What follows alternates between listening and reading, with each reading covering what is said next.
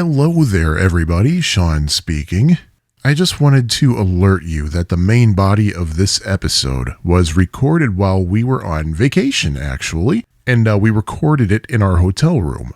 The sound quality isn't going to be, say, the level of this intro you're hearing, and in fact, when we did the initial tests before we actually finally recorded the actual episode, literally seconds before, everything sounded great.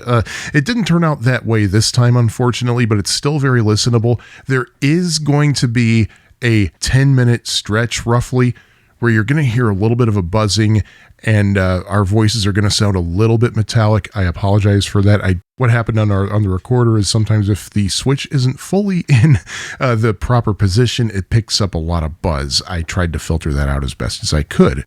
There might be some other background noises here and there that you're going to hear, such as the way of recording on location and not in your home studio that has broadcast quality microphones. Well. Anyway, thank you for listening, and we hope you enjoy it. I'm Lisa. And I'm Sean. We're a married couple, and we like to talk about the Beach Boys. You always are tongue-tied. You never know how to start this. Didn't you learn anything in radio broadcasting school? Well, I usually have a set list or something that I could, start with. Excuses. You know. Hey, I'm new to podcasting. I've only been doing this 6.5 years. Yeah, really? So I don't know. So, anyway. Oh, hi, everybody. My name is Sean. No. You sound half dead. Seriously, you're not going to start. Hi, everybody. My name's Sean. Yeah, that's better. And welcome to Two Next Podcast. Welcome to Two Next Podcast with me and my delightful co-host. Oh, is that me? Hi. I hope so.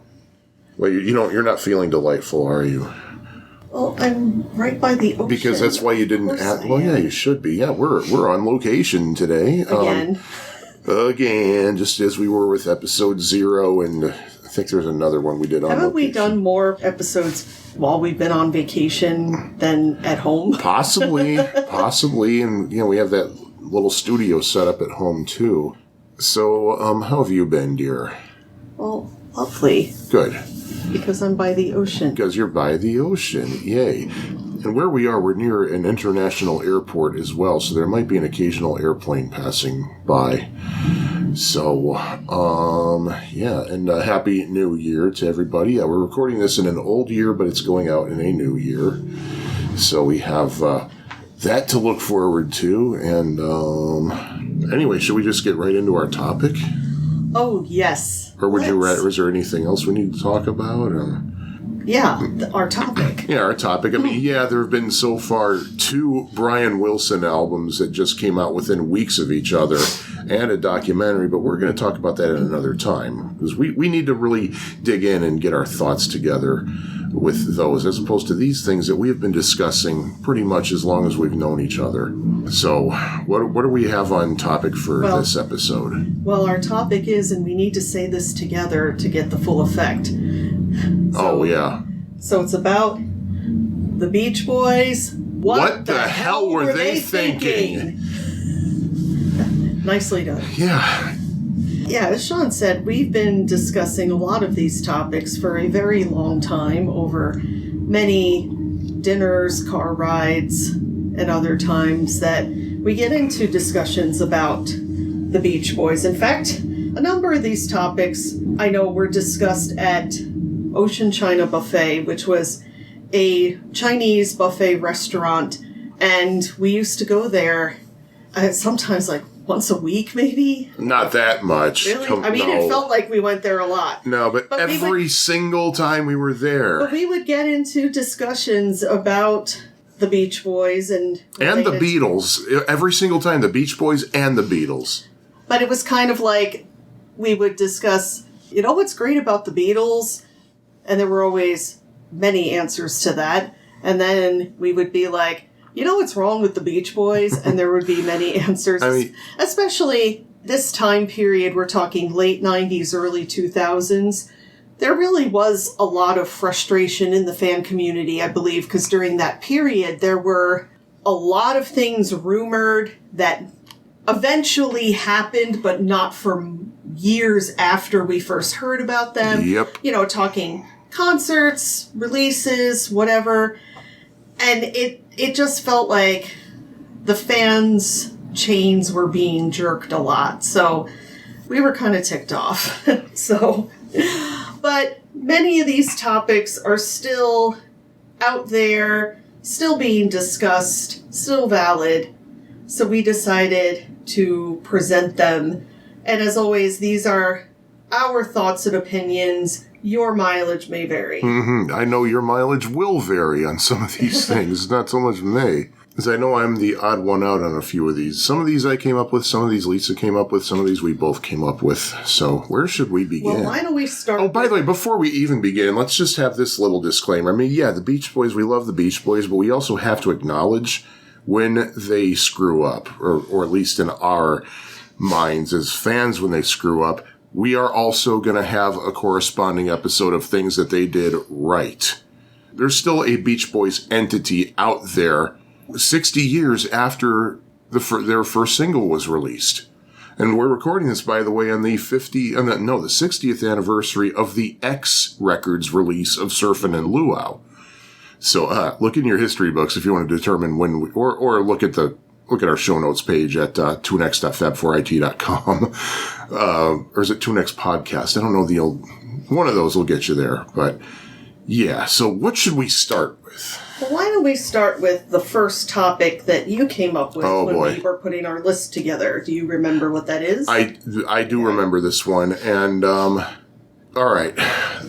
This is something that has been kind of a bug up my butt since early 1998.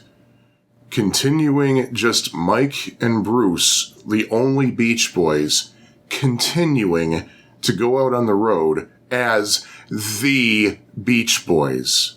To me, that is an artistic mistake. To me, that is inaccurate. To the world, maybe not necessarily so. They're out on the road under that name. Really, let's be real, because a bunch of lawyers told them it was okay. That's what it all boils down to. I mean, yeah, there were some agreements reached among all the corporate partners with Al and Brian and Carl's estate. But still, as a fan, as someone who treasures what the Beach Boys did as artists, taking these two guys, and think about the songs that they perform in their shows. How many of them were actually on the records, the songs that they were performing when they recorded them? For the most part, just one of them, really. But I do have to say this. I have no problem with Mike and Bruce going on the road performing Beach Boys songs and using the phrase Beach Boys to describe themselves. And I have nothing against them making money. It's what they do for a living. But I do not like them calling themselves the Beach Boys and telling the world, basically the oldies radio crowd, hey, we are these guys that you hear on the records. Mm-hmm. Because they're only a tiny fraction of it. And I think it was the Endless Harmony Forum. Somebody said, well, what about how Mickey Dolenz and Michael Nesmith went out as the Monkees? Here's what I have to say to that. The official name of that tour was the Monkees Present the Mickey and Mike Show or something along those lines. How the venues chose to bill them, or what they could fit on the marquee, that's another thing. So they were not officially going out as the Monkees, but hey, it's the Monkees. Our organization is presenting these guys. If Mike and Bruce had called it something like the Beach Boys Present Mike Love and Bruce Johnston, or the Beach Boys Present such and such a band, the singers of a lot of the songs, great. I'd even probably be okay if they just called themselves Beach Boys without the definitive article, the. That would be a little, the general public, I don't think, would even catch on to that. So that's... No, but And it's also, when you look at the Monkees, I mean, I don't know this, but I have to wonder if something in the licensing and whatever in the past stated that in order for it to just be called the Monkees, there had to be 3 of them. Yeah. Just because in 1986, it was Davey, Mickey, and Peter... when they first were out on the road, but they were allowed to call themselves the Monkees. But that was then This Is Now single, which only had Mickey and Peter. Yes. I think it said Mickey Dolenz and Peter Tork of the Monkees. The Monkees logo was on it. Yes. But I think they had to make that distinction because it was just two of them. So I don't know what happened. I know there was a tour at one time, I think in the late 90s, early 2000s, where it was just Mickey and Peter. I'm not sure if they had to make a distinction then, or maybe it was Dave. I don't know, some combination where I think it was only two of them. But I just have to wonder if it was, as long as it was three of them, they could still call themselves the Monkees. Because what's interesting is when Mike, Peter, and Mickey toured for a couple of rounds, Mike dropped out, or I don't know if he so much dropped out, but they did another tour with just Mickey and Peter, but that was still called the Monkees. However, they did have Mike join over Face or Skype. Yeah. So maybe because that was, but anyway, let's not go off too much on that. Just one more thing I want to say too. You have to realize this is a different situation, and it's good to bring in this example just for the people who go, well, what about this man? That I think it's different situations all over the place, because Peter Tork, Mickey Dolenz, Davy Jones, and Mike Nesmith did not create the Monkees. They did not create that name. They did not create that logo. That was at first owned by Columbia Pictures, and then Rhino bought the rights to it in the 80s. So they never owned it to begin with. It was not theirs, and they were using it with the licensing of whoever owned it. Yes. So, when we're talking about the Beach Boys, we're talking about the ownership of things on a more personal level. That this was something that was their creation. So that's where you get, probably in regards to the Monkees, it was probably a much cleaner and easier thing to deal with, because you weren't dealing with family. Yeah. You weren't dealing with a corporate entity in that... Or at least a corporate entity that they owned. Yeah, like BRI. Yeah. Because when the Monkees started going back out on the road in the 80s, you weren't dealing with members who had passed on. Mike Nesmith chose not to participate because he had other things going on, and we know he did show up for one concert near the end of the tour. But, it was probably just still a much more, okay, the lawyers agreed to this and this is what we're going to do. It was probably a much simpler thing than what goes on with the Beach Boys, where all of this happened in the wake of Carl Wilson's passing. Yeah. And there's been, much discussion over the years about this, and is it right, is it wrong? And one faction is Mike Love, him and his representatives, his lawyers and whatever, did the right things. They filed the right paperwork and permissions, and it's not like Mike stole the Beach Boys name. Of course not. They all agreed. It was all on the up and up. Well, I don't know if they all agreed. I think Al just sat out on that vote. But the fact is, as an organization, Mike did everything he was supposed to do, 100% clear and legal. And also, the fact is that regardless of who has the Beach Boys name, they all still profit from it. Or at least Brian. I don't know if Al still does. Okay. Well, yeah. And perhaps Carl's estate as well. Yeah, I'm not sure. But the whole thing is, yes, Mike did everything legal and on the up and up. Sure. The question is, should he have? Yeah, people say, well, it's legal. Well, it doesn't mean that it's necessarily right or a good idea. Because I know at the time there was a lot of, I don't remember exactly, but it felt like there wasn't, and granted, there may have been concerts scheduled that, I don't know if they canceled any shows. Since Carl passed away in February, that may have been a time where they weren't, the band wouldn't have been out on the road, because that's kind of a low time of the year for concerts for a lot of acts, especially since a lot of the Beach Boys touring schedule are amphitheaters, festivals, a lot of outdoor venues in the summer. But at the time it felt like, and I'd have to look this up, but it felt like there wasn't a whole lot of downtime, or kind of like a mourning period before picking up on Beach Boys shows again. And I think that might have upset a lot of fans. I really don't remember if there was or not. That I don't think it personally wouldn't have affected me. And of course you got people say, oh, it doesn't matter. It's all about the music. Well, then listen to the records. And there were people who said, as far as I'm concerned, the Beach Boys ceased to exist after Dennis died. Mm-hmm. So there are people who go way beyond that, Oh, yeah. And there have been other bands where, the Rolling Stones lost Brian Jones in 1969. Yeah. And they still kept on. How many drummers did the Grateful Dead lose? Or was it keyboard players? I don't know.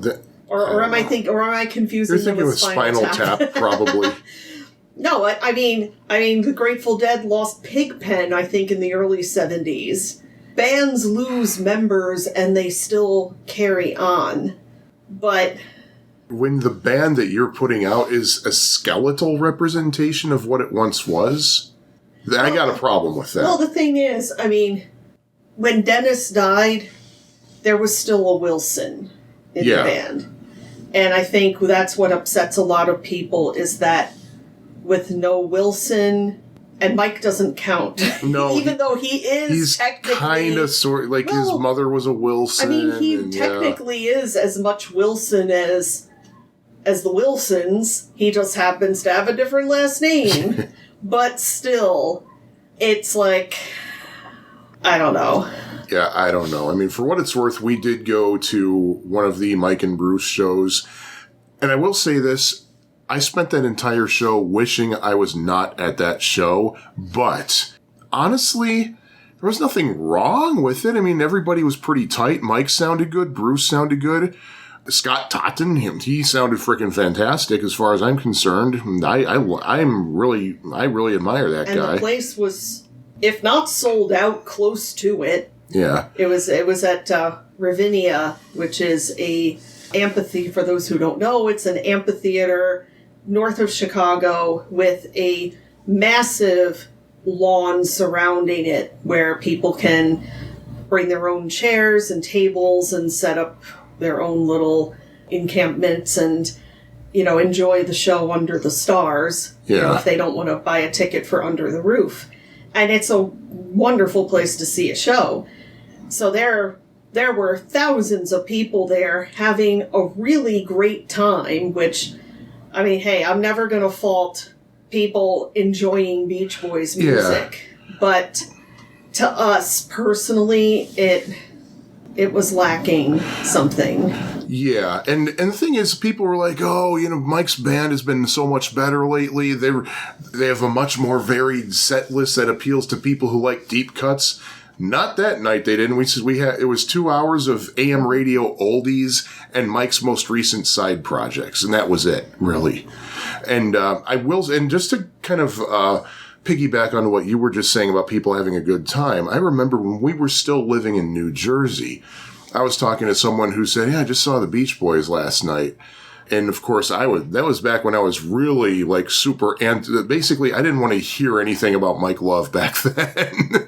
So I was one of those, Mike, and I just preached, that's not the Beach Boys you saw. That was just and he said, look, I know it was only one or two of the actual guys, but the fact is, it was still a fun show. So yeah, I can't begrudge people for that. Like even longtime fans, if it's fun for you. But to me, personally, for me, it leaves a bad taste in my mouth that they're calling themselves let's face it, they're not. Yeah, it's like there are other ways. Well, like look at what Al did when Al struck out on his own after Carl died and after he wasn't able to obtain the official license. He called himself Beach Boys Family and Friends. Well, is it that he wasn't able to obtain it, or he didn't actually make any effort to get a license? I really don't know. I think it's that he didn't actually make an effort. I really don't know. And the thing is, and that really bugged me too, that he was being sued because, these people are being told it's the Beach Boys, but they show up and it's not the Beach Boys and all this. And the thing is, as far as I was concerned back then, they were more the Beach Boys than Mike's band was. Because Al had pulled together a number of people who had been Beach Boys touring band members during their touring heyday. Yeah. He had Carney and Wendy Wilson, and he had Matt with him, and yeah. Matt was touring as part of the Beach Boys backup band in the 90s. Let's see, Mama Cass's daughter was Owen Elliott, that's right, yes. I forgot about that. Well, she was a friend, because she's like Carney's best friend, I think.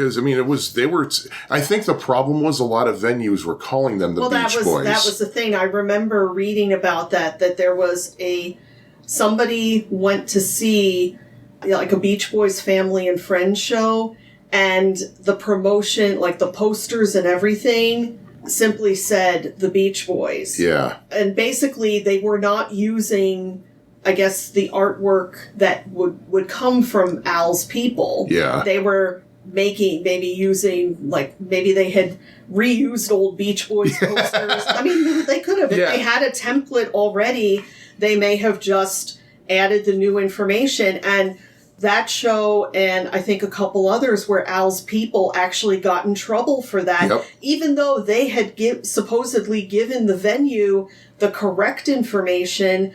The venue chose to use whatever, or the venue just called it the Beach Boys.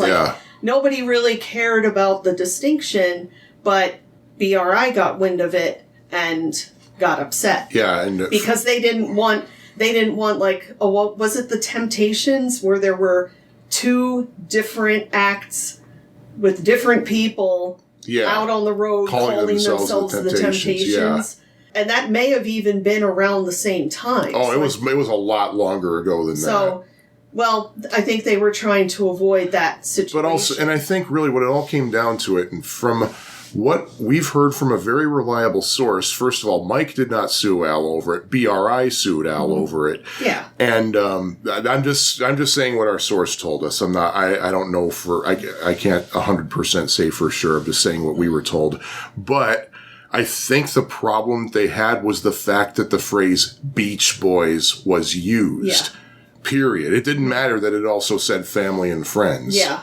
Because the fact is, those two words put together, Al never sought the proper licensing to do that. And we were told that if he had, then that wouldn't have been a problem. Like if Al had called it, say, Al Jardine's Beach Party, or maybe if it was even like Beach Party featuring Al Jardine of the Beach Boys, like maybe something like that would have been okay. But I can see how that, as we saw, that title got too easily confused. Sorry about all the noise. I was moving my chair around on this floor here. But anyway. But you think if they had come up with something a little bit better, like say, like how there's Creedence Clearwater Revisited. And how the various names that the Jerry Garcia lists Grateful Dead go out as, like Dead and Company, or... Well, they call themselves the Other Ones once, I think? Yes, they did. And there's been a couple different names that they've used, where it's still... People still know what they're getting, but they know it's not the Grateful Dead. Yeah. Because without Jerry Garcia, there is no Grateful Dead. No. And something you said earlier kind of reminded me of... This was back when still... A majority, at least of online fans, were not okay with Mike and Bruce calling themselves the Beach Boys. So this was like maybe late 90s when somebody saw a picture of the Beach Boys being used to promote this new Mike and Bruce Beach Boys show. And it was one of those pictures from 1977. It might have been the one that's on the back of the MIU album. And this person took a screen grab of an email that he sent to the venue to correct the graphic, explaining, well, Dennis Wilson died in 1983 and Carl Wilson died recently. Brian doesn't tour with them anymore, and neither does Al, so here's a more accurate representation. It was just Mike. So it was just Mike and this tree that they were posing in front of. And considering Bruce wouldn't have even been in the... No. Bruce was not in the band, back in the band until like 1978. Yeah. But, well, it's also like you see Beach Boys concert promotion now, and they have pictures of, like this would be in the promo material. I know I've seen this where it's Mike and Bruce Yeah. and the members of their band. Yes. And I mean, no fault to the members of the band, but they can't go someplace and say, I'm a Beach Boy. Like, they're not corporate members of the No. Beach Boys. They are not voting members of BRI. And it's just like going back to when Mike and Mickey were touring. In the promotional materials, it was just Mike Nesmith and Mickey Dolenz' faces, not all the other people that are out on stage with them. Because there's a difference between the people you're there to see. And again, no fault to these other musicians. They are wonderful people and hardworking people and talented people and fully invested in putting on a fantastic show. But they're not the ones being promoted. It's just like when Paul McCartney tours. You're not going to see in the promotional stuff Abe and Rusty and Brian and Wix. Because you're there to see Paul. And that's what the promotion is. But yeah, the Beach Boys promotion, if you only show 2 people, that's not going to be believable. Well, of course not. So they got to have their backup band in the pictures. But again, with other artists, it is believable. Like, it is believable to just see Paul McCartney's face on the poster. It's because Paul McCartney is not a band. It is saying you are seeing Paul McCartney. It's not saying you are seeing other people. Okay, I get what you're but if you're saying, oh, we're going to show you the Beach Boys. There are only 2 of them, though. I thought there were, like, more of them. So they kind of have to have, like, then again, John Cowsill and Scott Totten and whoever else is in there. But let's be fair, going back as far as the late 60s, there were a hell of a lot more people on the stage than just the actual Beach Boys. Well, yeah, but you could still have just pictures of which Beach Boys were on there, and it would still look like it was all the Beach Boys. So I think half hour is enough of babbling about that. So let's see. Hopefully less in editing. So, what next? What next? Here's something that we did not discuss, but I just want to throw it out there. This doesn't deserve a lot of attention either. What? A really bad decision, Smart Girls. All right, I'm going to let you take this. Yeah. To be honest, I have never even listened to it. You're a much better person than a lot of us listening. That is a corner of Brian's output that I just stayed away from. Yeah. So I'm going to let you take that. Yeah, I am a full-fledged Brianista. He's my hero. He's my idol. But I'm going to be honest, if he screws up, he screws up. And he screwed up with Smart Girls. I'm sure there might have been a little bit of nudging from somebody else he was working with at the time, a.k.a. Eugene Landy. But still, really? You want to hear Brian Wilson rap? Ever? No. And before someone says, well, that's unreleased. Actually, no, it isn't. It was released as a promotional cassette single, and it was played on the radio. I first heard about it courtesy of Dr. Demento in 1991. He played it a couple of times on his show, including when Brian was an in-studio guest. So, yeah, no. And I totally get it's a good message. It's an anti-sexism message. But having to actually mention breasts in the lyrics and dropping in awkward samples of Beach Boys songs and trying to manipulate those together. And, of course, what's the last message that Brian gives us? Beauty is great, but big brains are awesome, dude. I wish I were making that up. Brian, God bless you. I'm so glad you were there making this music. I'm not glad you were there making that music. That's all I have to say about Smart Girls. Good. So what else do we have? Let's move on. All right, something that I know I brought up in our discussion last night when we were coming up with our list.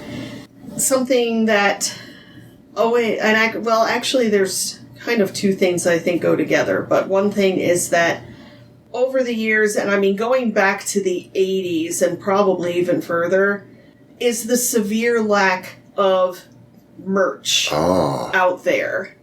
I just think back to the 80s when I started buying my own stuff, going to the Sam Goody store that was in Monmouth Mall in Eatontown, New Jersey. Pretty sizable record store. And there was also another store in the mall called Record World. But Sam Goody, I remember at the back of the store, they had a pretty significant rack of T-shirts. Yes. And they also had a great selection of posters. In the 80s, you had a lot of items for current acts. You could go get a Guns N' Roses shirt or Metallica or, I don't know, Bon Jovi. Like, you could buy a lot of stuff from current acts, but also at that time, that's when the 60s nostalgia wave was huge, Yep. so you could buy a shirt with the Doors logo. I bought a shirt with the Doors, well, Jim Morrison, but it said Yeah. the Doors on it back in 1992 at Musicland, which was owned by Sam Yeah. Goody. You could get The Who, you could get Rolling Stones, bands from the 70s, like the Eagles. You could get an Eagles t-shirt if you wanted. And you could get posters for your bedroom wall of different acts, both current and past. And of course, the Beatles. How could I not mention the Beatles? Yeah, there was no paucity of There Beatles. is no end to the Beatles merchandise. I had some of that stuff, believe it or not. And I think a lot of especially the 60s groups that were still either finding continuing popularity or a renewed interest thanks to MTV and radio stations and things like that, they probably looked towards the Beatles as to how to merchandise themselves, how to have items out there, things for people of all ages to buy. Even buttons and patches, because in the 80s, that's when you had your Levi's denim jacket that, whether you were a guy or a girl, people put buttons on things, sewed patches on, you put them on your backpack at school. I mean, these were very popular items. And even though the Beach Boys were out there, the Beach Boys were touring, they were everywhere. They had a #1 hit in the 80s. Yes. They had hits that weren't as great, but California Dreamin', I mean, that had heavy rotation on MTV. I don't remember what it peaked at, but it was out there. Get You Back was a not terribly low-charting song. But I mean, the Beach Boys were out there, but yet you couldn't find anything. Not a t-shirt, not a button, not a poster. I mean, I would have thrown down my money for anything I could find. But you did not have that. And I mean, even in, there was a period of time, several years in the 80s, that another mall near me had, because I'm from New Jersey, there's a mall every 5 seconds. There would be, around the holidays, there would be a pop-up in an empty storefront in the mall that would sell a lot of promotional materials that I guess were either things that record companies were trying to get rid of, or, it was all brand new items in excellent condition. And I got several Monkees posters from that, which one of them is still on our bedroom wall, promoting Then and Now. It was something that was made to be put up in a record store, but I was able to buy them, and I had one that I got, that was probably 86 that I got that. I got another one in 87 to promote one of their records that was out that year. But even in a place like that, I never saw Beach Boys promotional materials being sold. And I mean, you would think, oh, nobody's going to buy Beach Boys stuff. But I mean, if people buy Monkees stuff, logic would tell you, okay, there's an interest in the 60s. Why wouldn't people buy Beach Boys materials? And this problem still continues to this day. You still rarely find items anywhere. If you do, most likely it's something that's independently made and most likely not licensed. Yeah. Hey, the first Beach Boys t-shirt I ever had, I got in the fall of 1995, I believe, and it was a Smile shirt with the front cover and the back cover. The next Beach Boys t-shirt I got, I think, was the one with the Brother Records thing on that. And they were made by a fan. By Greg Larson, Yeah. Rest in peace. So these were not licensed items.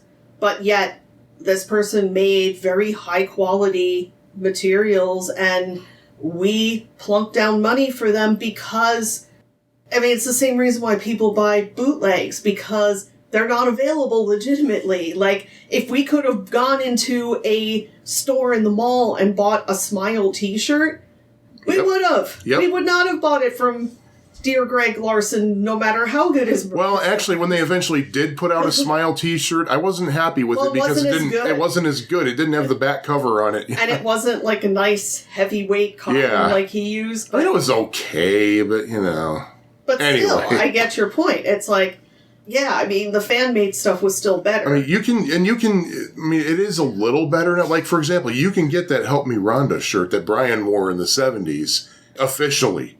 I'm pretty sure that there is an officially licensed version of that now. Well, yes, because it was part of Brian's tour merch a couple years ago. Oh, that's right. It was his tour merch. Yes, it was actually sold, I want to say, during the, 2016 Pet That's Sounds right, tour. okay. So that was legit. But the thing is, I mean, yeah, you can find old tour merchandise on the web if you do some searches. It's not like it's just out there ready to be plucked. And even when I went to my first Beach Boys concert in 1989, and I was so excited, I'm like, I am going to buy everything they have. But I didn't because they hardly had anything. I think they had I was so disappointed. They had maybe 3 t-shirts. I remember they had remember the Velcro wallets in the 80s? Oh, yeah. You know what I mean. Yep, didn't have one, but yeah, I definitely remember those suckers. They had a cheesy Velcro wallet and the t-shirts weren't even cool concert t-shirts with all the dates on the back that everybody likes to get. Because I remember I bought a shirt, it just had the Beach Boys logo in pink. It was a photo of a surfer, but almost zoomed in to where it was just a lot of dots. Almost not pixelated, but it was very, almost kind of artsy. Yeah. But it wasn't great. And I mean, to be honest, I hardly even wore and it had the same design front and back. It was just it was very disappointing. And the thing is, not only do they have to kind of ramp it up on the merch, but also consider, is this merch something you really need to have surfboard related? Like the Smile Sessions, did they really need to have a surfboard put out for that? Come on, man. Yeah, for it was some crazy amount. And I think it was autographed too. Yeah, but still, it was some crazy amount of money. It cost far more than if you had just bought an equivalent surfboard in the shop. I think it was well over $1,000. Well, they had to ship the sucker too. We're well, yeah, but I mean, a 6-foot surfboard is not, unless it's top notch, it's not going to run you well over 4 digits. Okay. And yeah, that was just kind of, huh? And if anybody from Brother is listening to this, I'll tell you what, I will be the first in line to buy this if you ever put this out. The t-shirt that Brian got for his 34th birthday that says, I'm a f***ing genius. I'll be your first customer. You do know that was actually sold, right? When? It was a while ago. It was sold by Urban Outfitters. I did not know that. And I think, I want to say, that may have been just a shirt that was out. I mean, it's not a Beach Boys shirt. Yeah, I mean, and it wasn't something that it was custom made for Brian. I think it was for all I know, it could have been, because that was around the time that it was really popular to just have those, they had the t-shirt kiosk in the mall where they would just literally make you an iron-on shirt or something. So it may have even been a quickie like that. But yes, Urban Outfitters actually sold that same shirt probably about maybe 10 years ago. Yes. Well, hey, you got a Pet Sounds shirt from Uniqlo. Ugh. But that was licensed. It was licensed. That is actually licensed. So there's that. What about the Christmas shirt you just got? That was from a Beach Boys tour. Okay. That's right, yeah. That was from a Beach Boys tour. That was tour merch. So it's not like go in the store and buy it merch. No, I got it from Rockabilia, which is a site that carries like older, it's kind of a clearinghouse for older tour merchandise that the artist doesn't want to sell on their own site anymore. You know what? Let's link that in the show notes. Yeah. But I've found very little. Actually, this is something funny. Probably the best Beach Boys merch I've ever found. And again, this was not something. I don't think this was something that was put out by the Beach Boys, by BRI or Brother or whatever. I mean, they did have the permission to do it. Those little cars. Oh, yeah. Yeah. Which was in 1999, because I remember I bought one the same day that I bought my wedding dress, because my mom and I went to Target. I was more excited about finding these cars than buying my wedding dress. But yeah, there was a series of little die-cast cars, like Matchbox cars, and there were different ones done in the style of various albums. Like there was a Surfin' Safari one that was like the pickup truck that's on the cover of that album.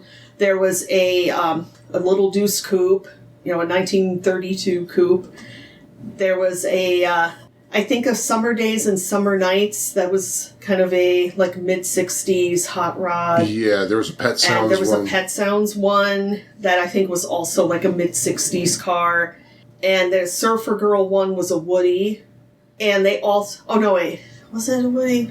I don't remember. Well, they also made two larger ones that I was able... I think those was what I got at Target, because there was... Something in that series was exclusive to Target, and that was when Target stores were just coming into central New Jersey. So I was so excited. I think that was the first time I ever went to a Target store. But there was the Woody, and then like a kind of like a 57 Chevy, I think. And they were nicely done, and they were packaged with a little reproduction of the album cover. I don't remember the company that put them out, but they were adorable. And it's like, okay, this is the kind of thing that we would like to have. But I don't think I've seen any such thing since. Yeah, there might have been one. I don't remember for sure, but there might have been something since. Oh, and let's not forget California Dream Barbie. Well, that was before. That was like sometime in the 80s. 80s, maybe early 90s. Because the one that I got, your mother found in a vintage shop or something. And it comes with a record credited to the Beach Boys, but it's really just Brian solo. Yeah. Of course, they could have had just the song Barbie, right? But no. That's the whole reason the song was recorded. No. By Ken E. and the Cadets. Because where's Mattel based? Oh, right, Hawthorne. So it's like, yeah, I could have, decorated my entire house in Beach Boys, but no. No. And the thing that I said a while ago that kind of ties into this is that another thing where it's like, what were they thinking? That the Beach Boys, despite coming onto the public eye in 1962, did not have an actual logo until 1976. And that logo was designed by Dean Torrance, right? Yep, Kitty Hawk Graphics did that one. So, and I mean, it's a great logo. I think it works, especially for the 70s. The 70s, yeah. Because it's cool, but it still kind of has a little bit of a throwback feel to it. Yeah. Yeah, it has that kind of hot rod style. So I think it definitely works. But up until then, I remember they were past their prime by the time they got... I remember seeing pictures, the Beach Boys performing on stage in the 60s, and Denny's drum head was blank. There's nothing on it. Yeah. That's just weird, because, of course, you had the Beatles that had a very distinct logo. The Doors had a distinct logo. The Who. The Monkees, again. Pretty much from the start, The Who had the Target logo. Yep. And, I mean, Rolling Stones, I don't know when they came out with the tongue logo, But it was definitely around by the early 70s, if not the 60s. So, the Rolling Stones had something. So, I mean, not all bands had a logo, but a lot of them did. And definitely by early 70s. Yeah. So the Beach Boys were definitely behind the times on that. Yeah, the Byrds had a logo. And it's almost like, you want a logo that a kid can easily draw on the cover of their notebook. Yeah, and that was before they had that weird S thing to draw on their notebooks, too, so they could have had something. And the thing is, looking at the original Beach Boys logo from 1976, it is obvious it's from 1976, but you'll see that on modern Beach Boys products, but it is slightly redesigned, so it's not quite as dated, so they were able to adapt it pretty well. Yeah. Because I think it's on the Feel Flow set somewhere, and it actually does work, I think. Well, they've kind of taken it and it's slightly different. Yeah, Like, it's still the same spirit. It's still there, it's just they've changed it a little bit. But I still think it works. It's clean, it's simple, but yeah, that's kind of strange that there was nothing until the mid-70s. Yeah. So many what the hell were they thinking things happened in the mid-70s. Oh, I just thought of another one that's not on our list. What? Child of Winter. Oh, you mean putting out a Christmas single like the day before Christmas? Like December 23rd with no promotion whatsoever. And it was a flop. And they used yet again as the B-side, Susie Cincinnati. Yes, because that is such a Christmas song. Oh, my Lord. Yeah, that was... what the hell were they thinking? Yeah, that was very poorly executed. And the mid-70s thing that I was actually thinking of was the 2 times they traveled to a non-studio environment to record an album. And I'm not talking concert. For example, traveling to Holland to record Holland, obviously. Yeah. I mean, I understand what they were doing, seeing if maybe giving Brian a change of scenery could maybe spark him a little bit. And of course, we know how that worked. It took a lot of poking and prodding to get him to even stay in the airplane. He boards the airplane, and then suddenly he's not in his plane, but his boarding pass is. And where was he? He was in the duty-free lounge or something when they found him. Like, he was curled up asleep under a couch or something. Yeah. So already you know that there's going to be problem. And what happened? They assembled a mobile recording studio and then dismantled it and then shipped it over to the Netherlands. There's no way that wasn't hella expensive. Well, it was hella expensive. And they also had a lot of problems with, I believe, just differing electrical current. Oh, that could be a problem, yeah. You'd think they would have known about that, given all the world traveling they had done by that time. Yeah, but, I mean, it's one thing to have to bring an adapter for your electric razor. It's another thing to have to wire up, an entire, what were they using by that 16-track recording console? Yeah. I think it's a slight, I know you can buy those little kits of various plugs that you can use on your items when you travel to different countries. I don't think you can buy one of those for a recording console. No. And really, do they not have recording studios in Amsterdam? Well, they may not have had a 16-track recording. Yeah, I don't know. How about this line of thinking? By that time, they had their own studio in Brian's house. Yeah.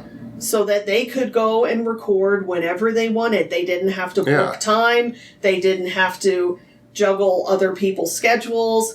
They could record as much as they wanted at any hour of the day or night. Yeah, Brian built that studio because he said, well, if the inspiration hits, I want to get there immediately. So they probably wanted to replicate that environment not have to jockey for time with Dutch people. Yeah, right.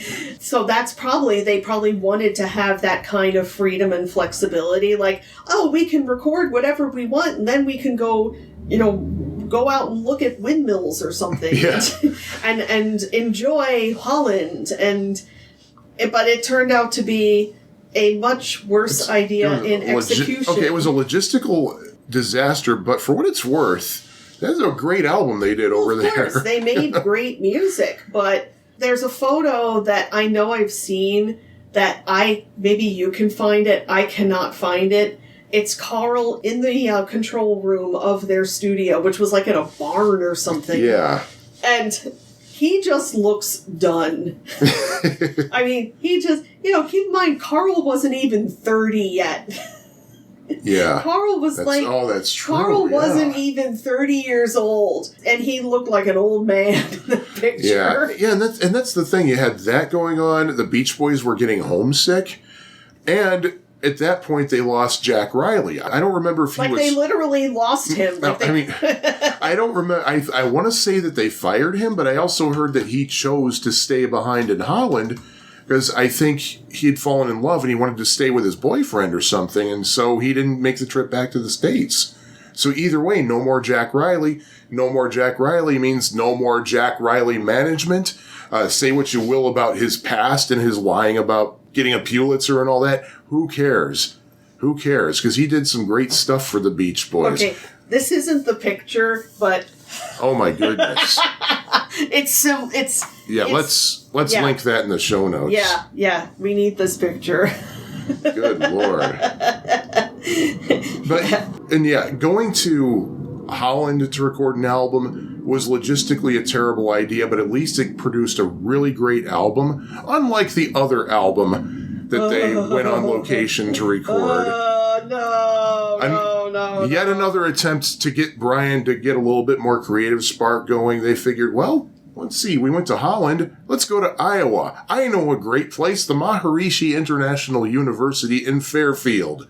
Oh, my. So who was involved with that? That is the grand poobah of what the hell were they thinking? Good Lord. Yeah, and Carl and Dennis had the wisdom to say, no. And they stayed the hell away from that disaster. Well, even Brian... It was Brian and Mike and Al. That was pretty much it. And I think it was under Al's direction. I think he's the one we have to thank for that. Thanks, Al. Bad idea with a terrible, terrible result. And while we're at it, let's also record a Christmas album. Oh, my goodness. Yeah, it's like, did they like, make some kind of world record for, like, having stuff rejected? Oh, man, yeah. How many times did Sunflower get rejected, and Holland got rejected, and MIU got rejected, or California... Merry Christmas from the Beach Boys. Well, at least Sunflower and Holland still came out.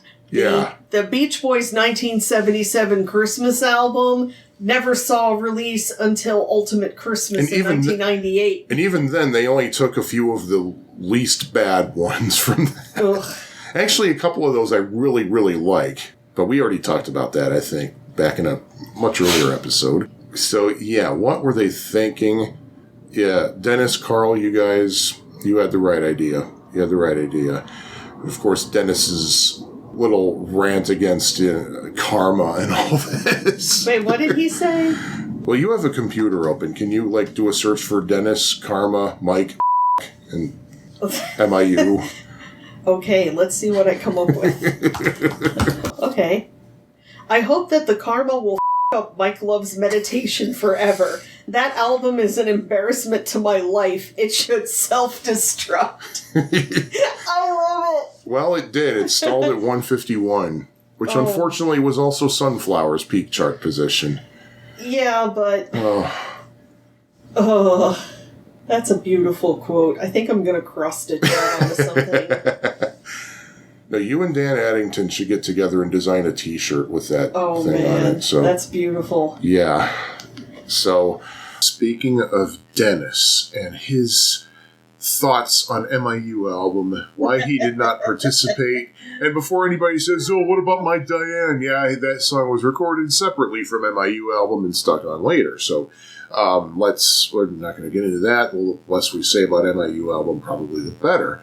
That's not the first album that Dennis more or less refused to participate in. And this brings me to another problem. Something that the Beach Boys did wrong. No Dennis songs on Surf's Up. Oh, yeah, after... It's such a disappointment after you listen to Sunflower, which had near equal representation, in terms of performing, songwriting. They were all invested in production. I mean, hey, we heard from, it was Steve Desper, wasn't it, on one of the forums saying how, like, around 1969, 1970, Dennis would be the first one to show up. Yeah, I think it was at Steve Brian's Desper. home studio. Yep. And would put in work before the other guys probably even rolled out of bed. Yeah. And to go from him having several outstanding songs to nothing. When you hold up Surf's Up next to Sunflower, the absence of Dennis is glaringly obvious and lacking. That might explain one reason I really don't care much for Surf's Up. There's nothing from Dennis, and probably retroactively looking at it, when we got the Feel Flow set and heard all that Dennis stuff, and just how brilliant it was, and just think to yourself, man, this could have been out on something. Well, it's like... I mean, we know that only, 4th of July and Wouldn't It Be Nice to Live Again were slated for Surf's Up, but just hearing... Well, that's still two songs. It's still two songs. For one person. I mean, that's still a fair representation. But it's like... See, the thing that I like about Dennis's material, and I mean, I'm by no means a Denny expert, but it feels like every time I listen to Dennis material, it's not dated. It might be of its time. Like, for instance, the song Constant Companion from Bamboo. I mean, that song, you can tell 2 seconds in that song is from 1978. But yet it's good 1978. It's serious 1978. It's quality. Maybe you could say it's a period piece, but it's not dated the way a lot of the things on Surf's Up feel. Yeah. So I feel like even if Dennis's work is a product of its time, am I making sense here?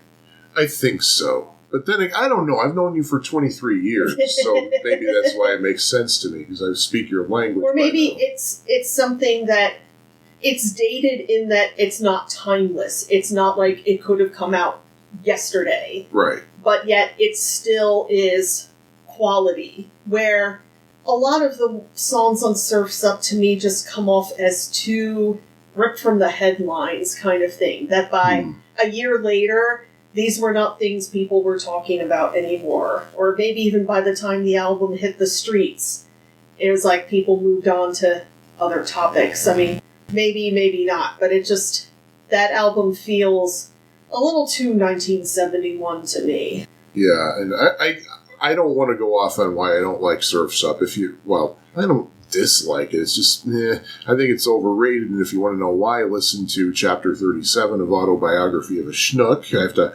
promote my other podcasts here, so here we go.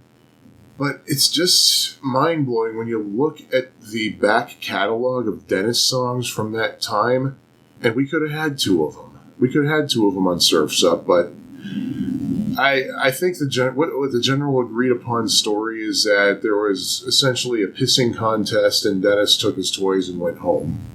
Well, yeah, right? and also Yeah. Dennis was, I think, starting the work on what eventually became Pacific Ocean Blue. Yeah, what evolved into it, at least. Yeah, but Dennis already had his sights on doing a solo album. Not necessarily leaving the Beach Boys. Well, right, he just wanted to do his own record because he was becoming more invested in songwriting and producing and having, kind of picking up the baton from Brian.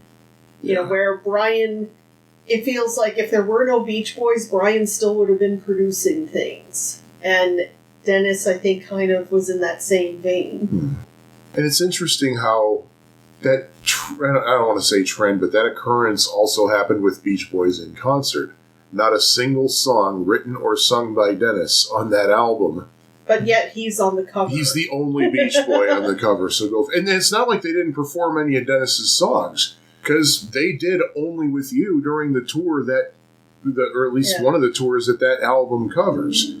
And man, why didn't they leave it in? But I mean, it's still a great concert album, I will say. Yeah. But could it also be that the other people in the Beach Boys camp, I'm not saying just the other performing members, but management and other people, even up to, Murray, maybe they didn't take Dennis seriously.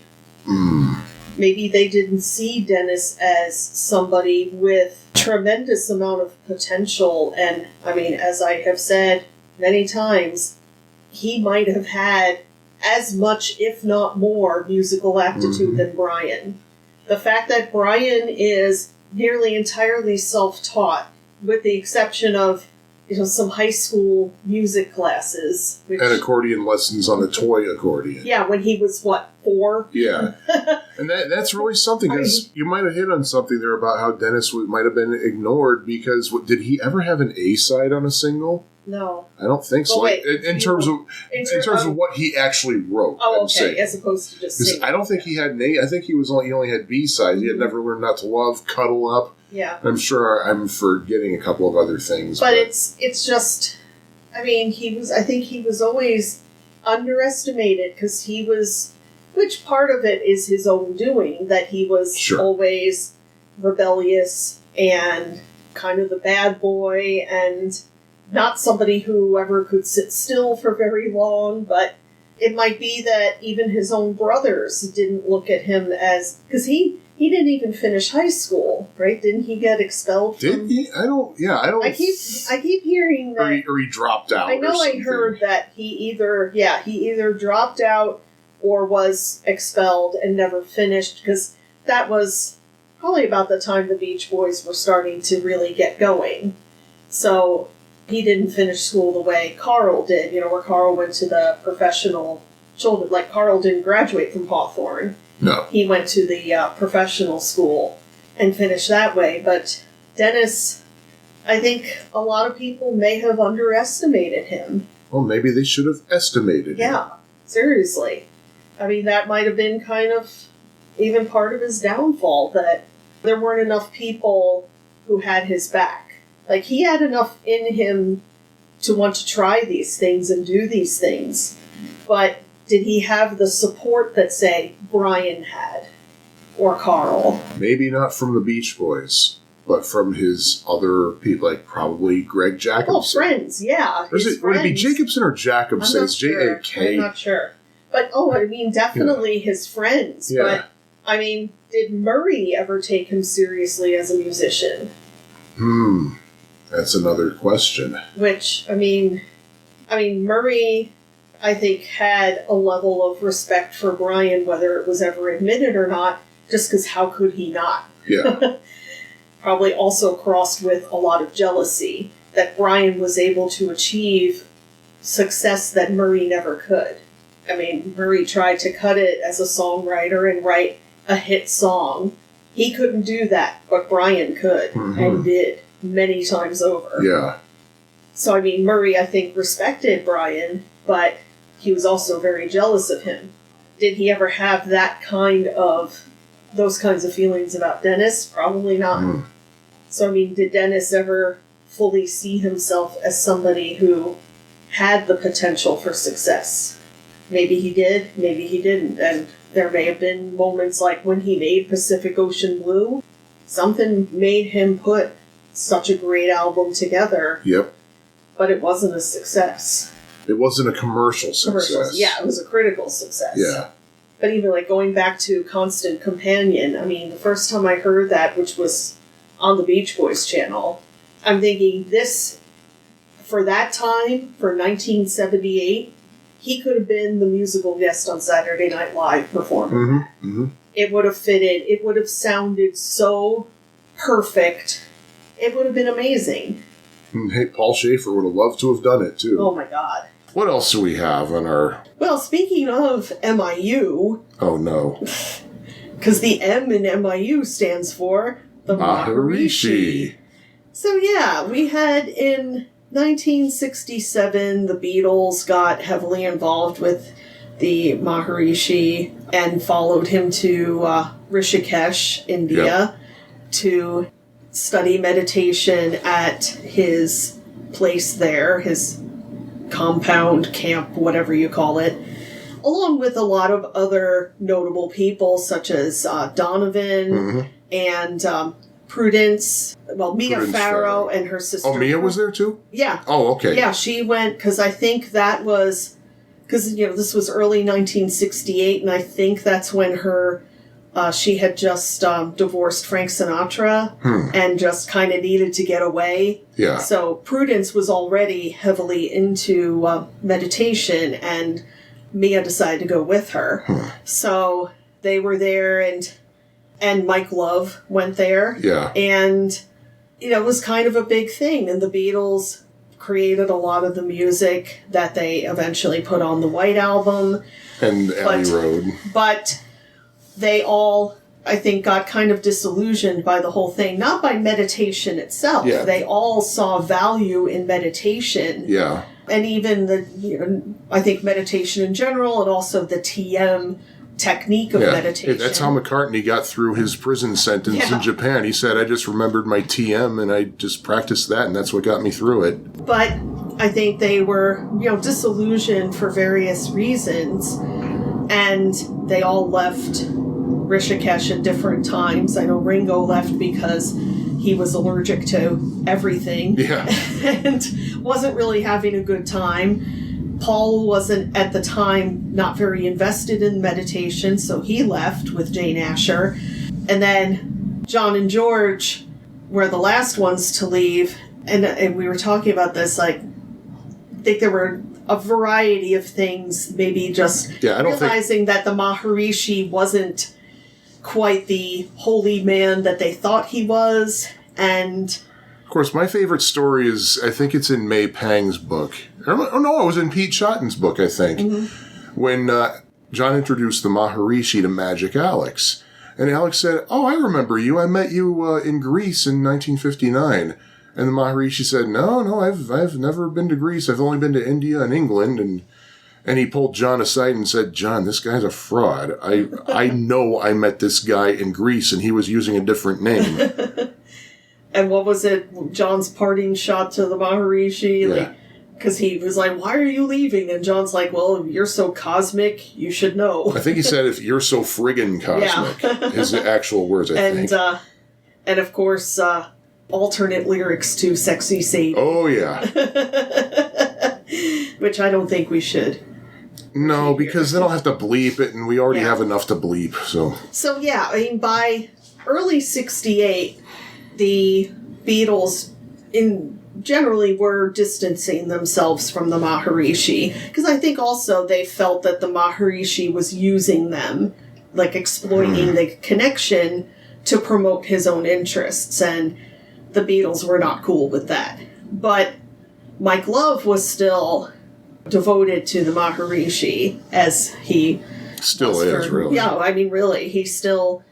And again, I don't fault anybody for, I practice meditation myself, not the TM version, but I don't fault anybody for finding fulfillment in that practice, because it can be great benefit to your life.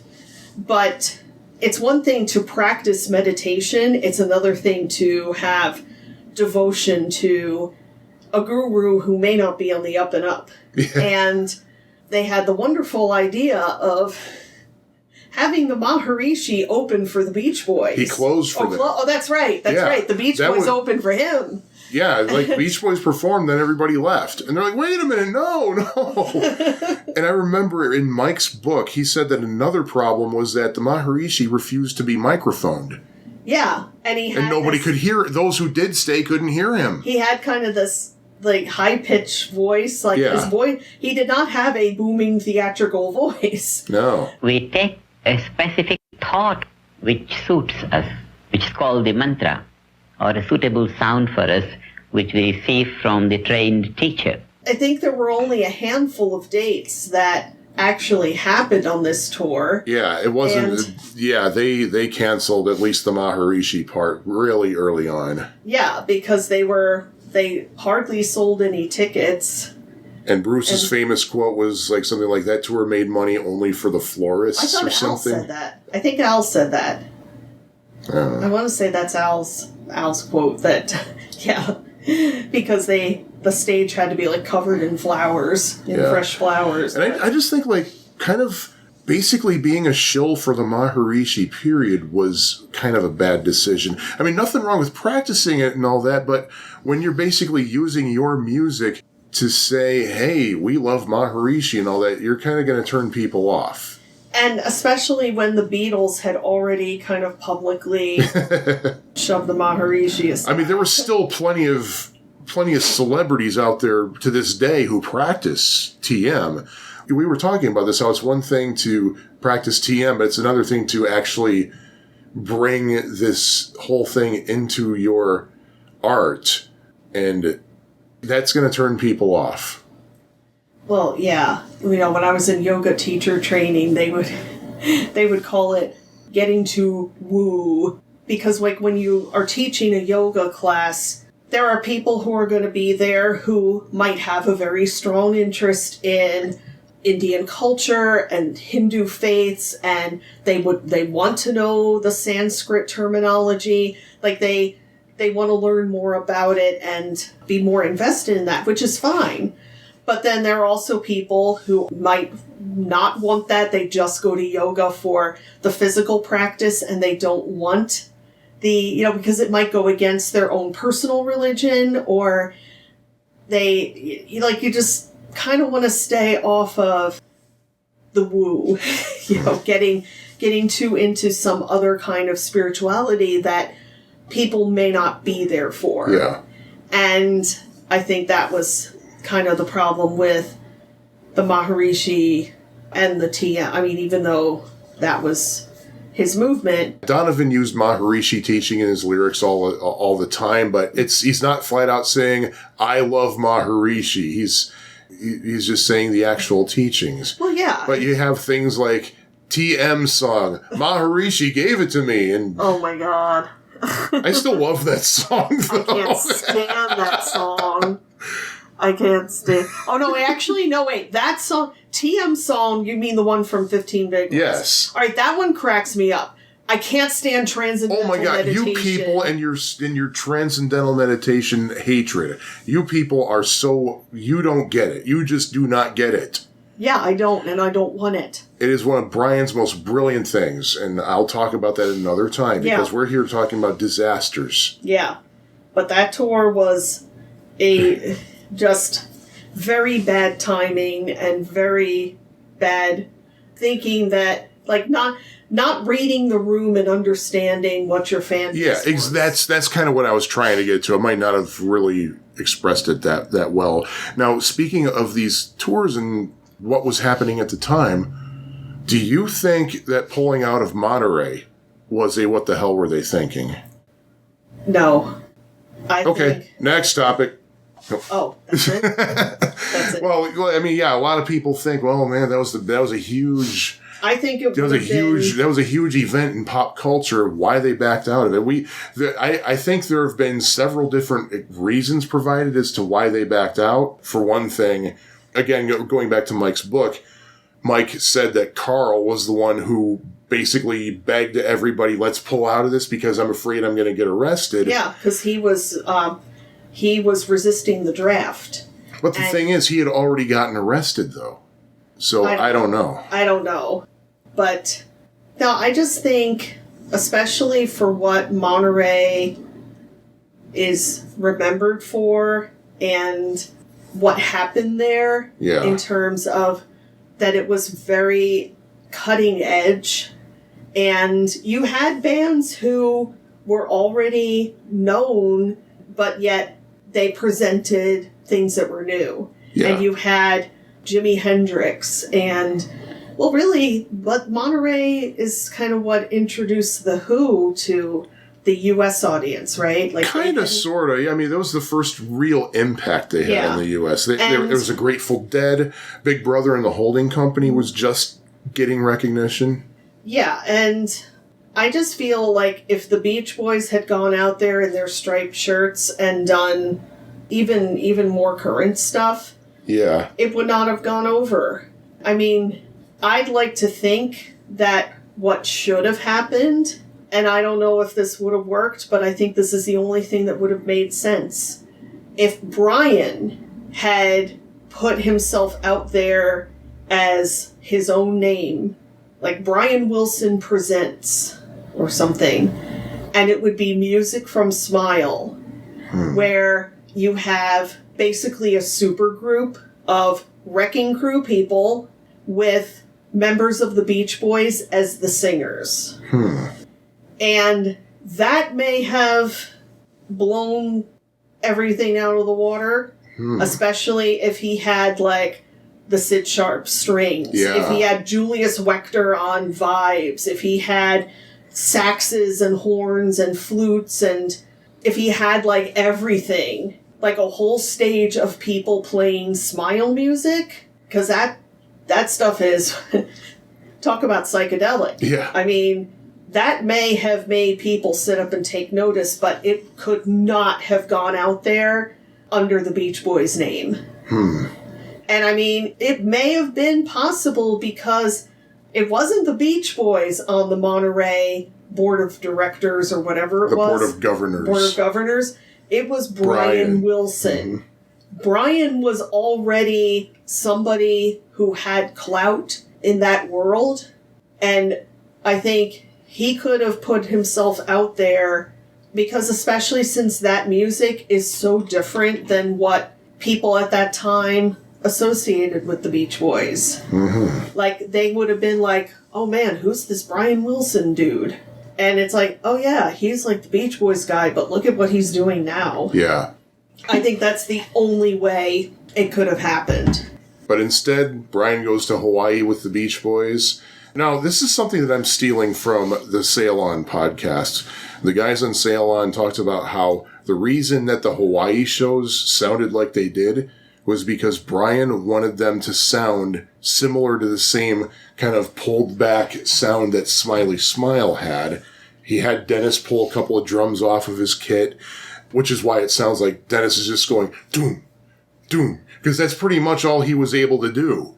Even listening to the released version that came out as on Sunshine Tomorrow 2, I think, or was it Live? One of the Sunshine compilations. Much better than the bootlegs, I think, but still, there's something just not right about that sound. So that was probably a bad idea, the whole what Brian did for the Hawaii shows. I don't know where these guys are getting their information from, because we read the same books that they read, and I don't remember seeing that much detail. But that then that kind of contributed to the Don't Wake the Baby sound that the Beach Boys continued to do in concert in 1967. Yeah. Until they got some more backup musicians, but yeah. I mean, it was also just, I think Brian had lost his cool in some ways. And I don't know, and I mean, I'm not blaming LSD. Sure. I mean, probably, if anything, it would be more his own mental issues, his own battling voices in his head that probably blew his confidence to where he wouldn't have even considered putting a set of Smile music out there performed by basically the people who did it. Yeah. Because there is no way that the Beach Boys, as they were at that time, because this was just before they really ramped up their touring act. Yeah. So they didn't have the support musicians that they had as little as a year later. Yeah. I mean, we know, we have the recording of the debut of Good Vibrations at the University of Michigan in 1966, and even that was way scaled down from what it could be. Yeah. And that could have made a difference, that maybe Smile could have been released and not been just something in the shadow of Sgt. Pepper, but it was not meant to be. Yep. And I mean, of course, the argument will always be that, or not the argument, but kind of the realization that Smile was not meant to come out back then. Smile was meant to be when it was. Especially because it could be on one consistent CD where we didn't have to worry about flipping records over. Unless you get the vinyl. and it could be 3 movements, Yep. not 2, like we all thought. Yeah. So before we get any further down the smile rabbit hole, what else do we have on our... Oh, yes. Oh, no. Acting! Oh, God. The Beach Boys, with the possible exception of Mike. No, I'm going to say the definite exception without Mike, for my personal opinion. And also Dennis. Sure. Okay, it's like, okay, here, let's do the defenses first. Okay. Mike is a born tumbler. Mike is meant to be, he can be out there, he can carry an audience. Yeah, he's a good front man. He's a good front man, and he knows how to talk. Yes. Like, he is somebody who is definitely comfortable with public speaking. I mean, even, we use the example of the little sketch from the Jack Benny show. Mike was fine in that. He was. And Dennis Dennis was actually in a movie. Dennis was in Tulane Blacktop. Granted, he had, 5 lines in the whole movie, because everybody only had, 5 lines in the whole movie. But he looked amazing. And was he even acting? He was pretty much playing himself. He'd say, one line, and then he'd go have sex with somebody. Or he'd tinker with a car. Yeah. But Dennis could have had a career in movies, because even if he's not good at acting, he looked amazing. But the rest of them, yeah. The rest of them, they sound like they're reading, which is exactly what they're doing. Yeah. I mean, oh man, not just the Jack Benny thing, but everything else. Oh my goodness. What else? Because there's other things that I've always avoided. Oh, I'm going to wait till you swallow your water, because I don't want to spit take all over this stuff. What? Another example that I present. In the 80s, Brian, on the new Leave It to Beaver, playing Mr. Hawthorne, Kip's teacher. What seems to be the problem, Mr. Haskell? Well, Mr. Hawthorne, I was just explaining to our new classmate how you really brought history to life for me. Cut the bullpucky and give me the note, huh? Oh, for one thing, I just have to say this. First of all, Brian looked a lot like Guy Patterson in that it's not sketch, but in that scene. And Eric Osmond, who played Eddie Haskell's son Freddie, dead ringer for 1964 Dennis, complete with a striped shirt. It was freaky. But Brian's acting, no. He was clearly reading off of a cue card or a prompter or something. Why do people keep putting Brian in things? And Duck Dodgers, and I think it was 2005. Oh man, yeah, no. I'm Brian Wilson. What matters is that you believe in yourself. So what are you doing here? I often appear as a sort of spiritual advisor to surfers in need. And just really TV appearances in general, I don't think is a good idea for the Beach Boys. Home Improvement, okay, Home Improvement, I'm going to have to blame partly on the Home Improvement writers, because some of that dialogue was just so frickin' dippy. The way they wrote it, I guess, is every time the Beach Boys speak, a different one is going to say something. Or you think back even just that American Bandstand from 64, when when Dick Clark asks, so what's up next? And they all look at Brian because, well, Brian, tell him. Yeah, and speaking of American Bandstand, flash forward to 1981 when they're promoting Beach Boys Medley. Oh, good Lord. Oh, man. That's a disaster of epic proportions. It starts off with Brian, 1981 Brian, all fat and greasy and everything, sitting at a piano, lip-syncing to Carl's part in Good Vibrations, because Carl was off doing his solo stuff. And Dennis is just clubbing at the drums because he was bad off. And he was almost falling off the riser. Yeah, oh. And I really do think that after that, because you only see that in the very beginning, I think they realized, oh God, okay, yeah, the guy at the piano, don't show him any more close up. Oh, the drummer, no, let's not show the drummer anymore. Yeah, they just kind of kept the camera on Mike and Alan Bruce. Yeah. Yeah, it's there's a lot of TV appearances. I'm not saying all. There not are all some of them, good of course. ones, but we've seen some really bad ones. Yeah. Oh man, and that Full House. Well, that's another. I never watched that show in my life. I didn't watch it either. I just happened to be channel surfing one day, and I see Mike and Bruce and Uncle Jesse sitting around singing Forever. And I'm like, oh, they're actually acknowledging this song? And Jesse says, oh, I wish I could write it. I'd love to be able to write a song like Forever. And then Bruce says, you want it? You can have it. And I was so ragingly, oh my. Anyway, let's set about that. Now, here's another topic that's kind of like, what do you think of this? Brian's Back from 1976. Wow. Yeah. I think part of me wants to say it was good on paper, but I really don't know. I really don't know so much. Kind of my thinking is, I'm assuming that they mean, that Brian was back touring since he hadn't toured in more than a decade with the Beach Boys, except for one-off dates here and there. Yeah, he did a few dates in 65, a few in 70. And it may, it's also, I think, kind of Brian's back producing and making music again after several years of nothing. Yeah. Or almost nothing. And the whole, Brian spending all of his time in bed, that's an image that was really not quite true. Yeah, I think he addressed that in Long Promised Road. Because, Brian had ups and downs, but it was really once Murray died that I think he really just shut down. Yeah. I just feel like they were exploiting Brian. Especially somebody going through a lot of personal struggles. He had been through time with Landy. He had improved. He was doing healthier things. He had was losing weight. But it was kind of like, oh, he's all better now. And no, he wasn't.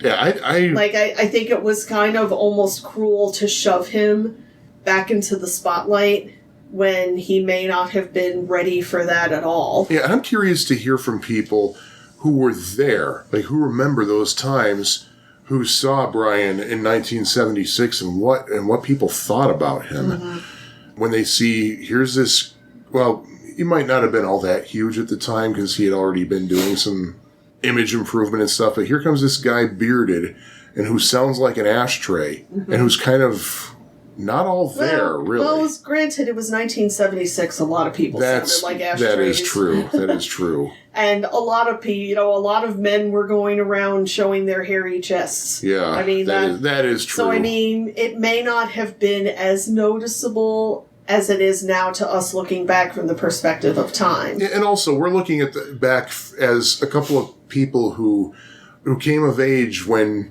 things like mental health were looked at a lot differently from how they were looked at in the 70s. So we have this hindsight of thinking, oh my God, was this a good thing to do for Brian? Well, maybe in the 70s mindset, it very well may have been. Yeah. The treatment of mental health issues has come a long way, even in the past decade. Yeah.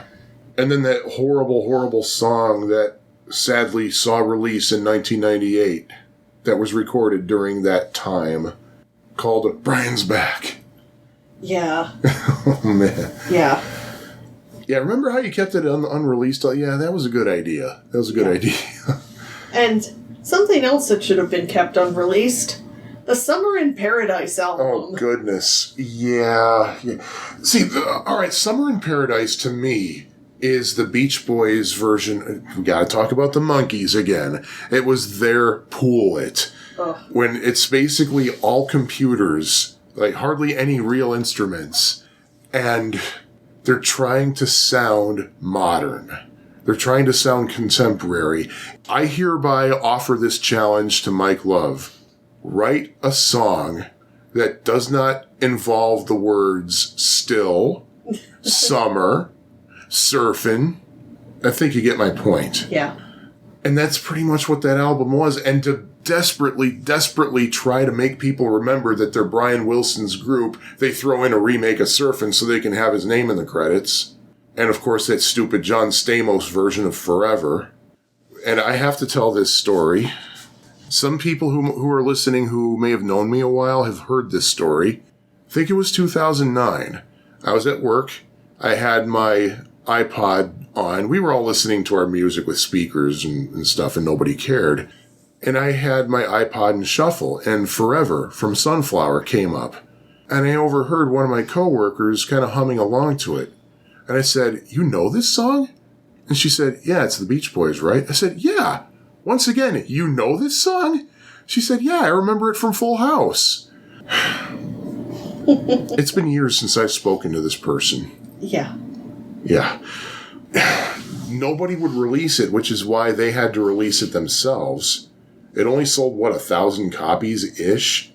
I paid $1 for mine, and I feel I was overcharged. It does have one redeeming factor, and what is that redeeming factor? Very pretty artwork. Yep, the artwork is inversely proportional to the... Yeah, I remember my boyfriend at the time, we had some kind of conflict, and he bought it for me as a peace offering. I didn't hold it against him because I appreciated the sentiment. It's not his fault that the album is trash. Yeah.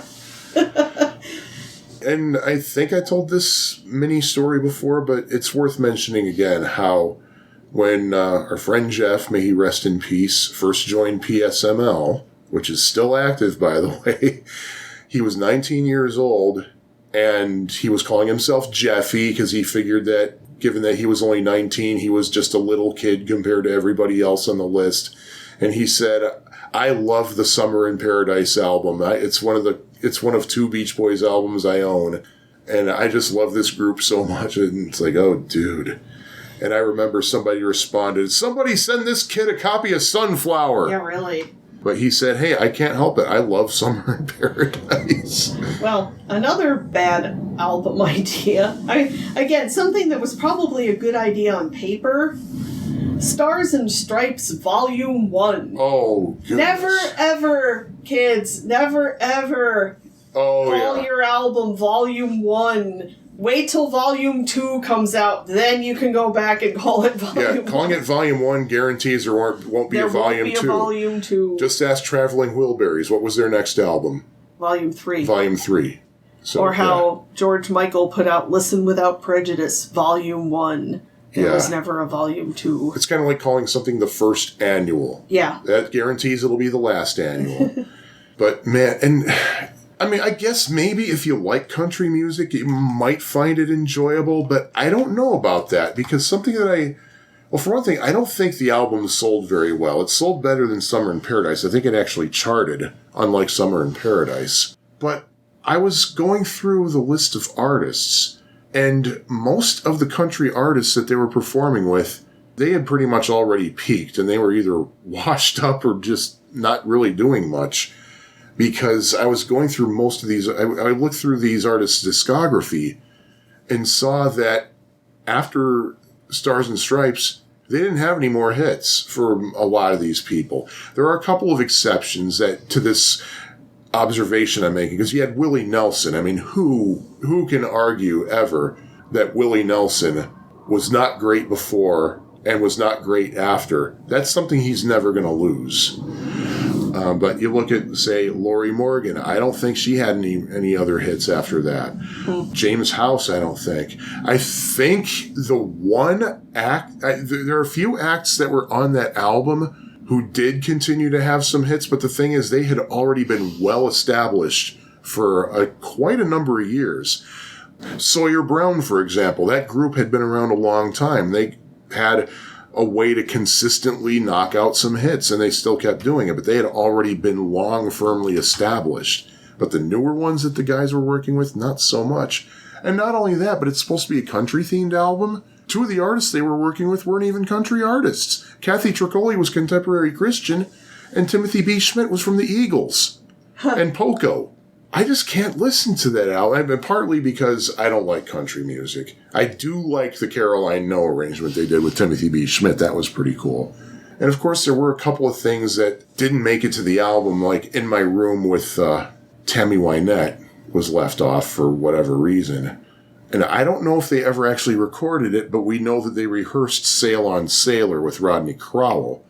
But that album was a disaster. It didn't go anywhere. And kind of the last in the trilogy of albums that were a disaster and didn't go anywhere, Stack of Tracks. The first Beach Boys album to not chart. Yep. I think Summer in Paradise was the only other Beach Boys album to not chart. I mean, it's a nice idea of having an album of just the backing tracks and providing sheet music. Yeah. Nowadays, people flip out over it. But well, thing is, then, it was kind of ahead of its time, and it didn't really find an audience. And yeah, by that time, Capitol also was not doing, Capitol's promotion of the Beach Boys was very erratic by that point. Yeah, and also the thing is, an album like Stack of Tracks is meant for the deep, intense fans. How many fans did the Beach Boys really have in 1968 still? Well, the thing is, I don't think the deep, intense fans weren't by what we would consider deep. I mean, you had people who listened to Beach Boys records and liked hearing them when they drove around in their cars and things like that. But you didn't have kind of the level of navel-gazing that I think developed once the Smile bootlegs started hitting the scene. So not until probably the 80s that you really had people kind of on a higher level of interest in the Beach Boys, and especially Brian's music.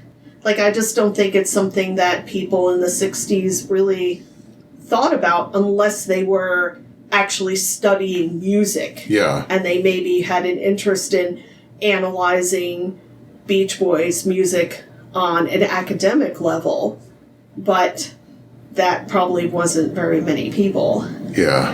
And even a bigger disaster with Stack of Tracks. When it was reissued on CD in 1990 and 2001, it was just basically the album with the artwork, and that was it. It didn't have the tablatures or whatever they used. I don't remember if it was tablatures, sheet music, or didn't have the printed lyrics. The liner notes said, too small to reproduce. But I think the 1994 reissue had it. Yes. Because, I never saw it myself, but when I saw that single CD in the store, it obviously had a stapled booklet for the liner instead of just the single card like all the rest of them did. So I'm confident that that must have been the case. Yeah.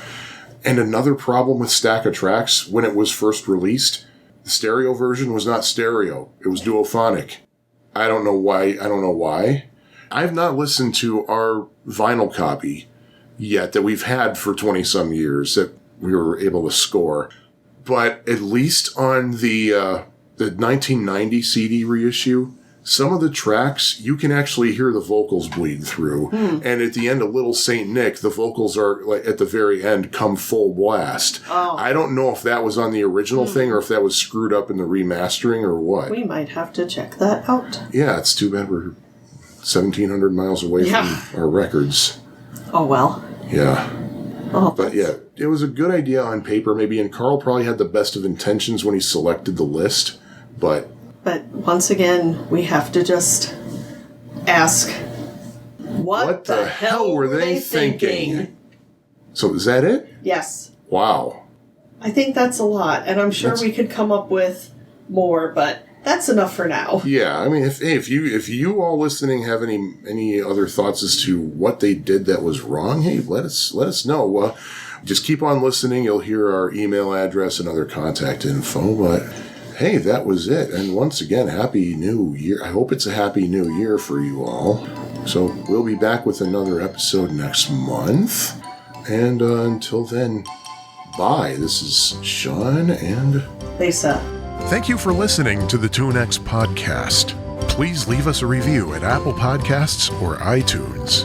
You can hear us on Apple Podcasts, Stitcher, Amazon, Google Podcasts, and just about every other provider out there.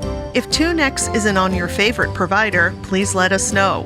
You can email us at tunexpodcast@gmail.com.